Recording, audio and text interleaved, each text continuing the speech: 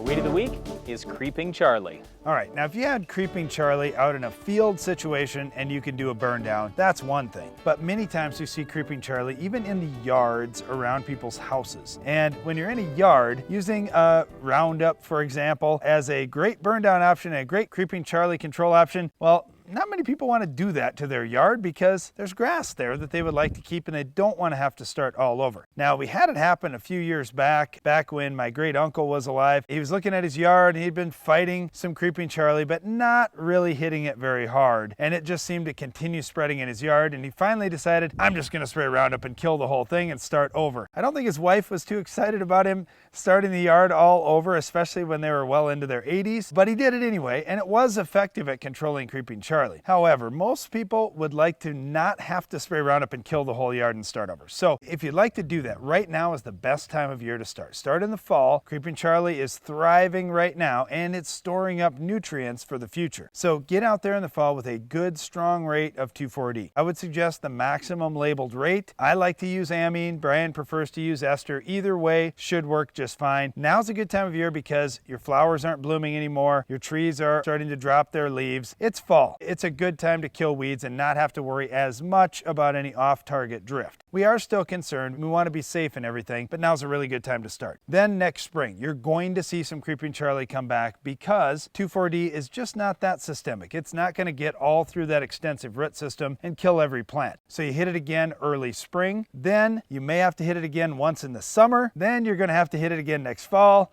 and chances are by that time, after several applications of 2,4-D, the Creeping Charlie is nearly gone. I would say this is likely going to be a 2 to 3 year process for you with multiple applications through the season, with your strongest applications being in the fall and early spring. All right, here's the whole key to this thing. You gotta have the right rate. Unless you're slightly turning your grass brown, chances are you're not up to the maximum labeled rate. So I just make sure you're pushing that rate to make sure you're at that top end rate.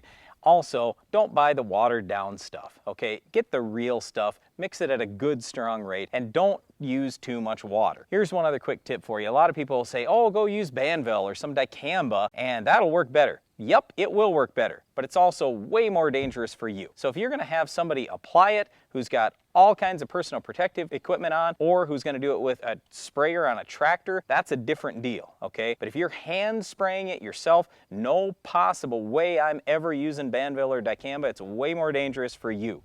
Use 2,4-D, way safer option. You don't have a lot of big risk there. We still want you using personal protective equipment, but it's a lot safer option, so that's the way we would go. Okay, we're talking 2,4-D, we're talking Banvel, but don't use those things out in the field. You can use them for an extra boost. We would still like to get a very strong rate of Roundup in the fall before the first hard killing frost. As we've been talking throughout the show, that's your best option for killing Creeping Charlie in a field. In the field though, we don't really worry too much because most of the time we have good crop canopy and that'll choke it out. It's just in lawns, we do have some issues. Make sure you're using good fertilizer in your lawn, do some soil testing, fertilize the right way, and then also don't cut your lawn too short. When you do that, then it means weeds like Creeping Charlie can really get a good start. That's all the time we have for this week's weed, but Iron Talk is coming up next.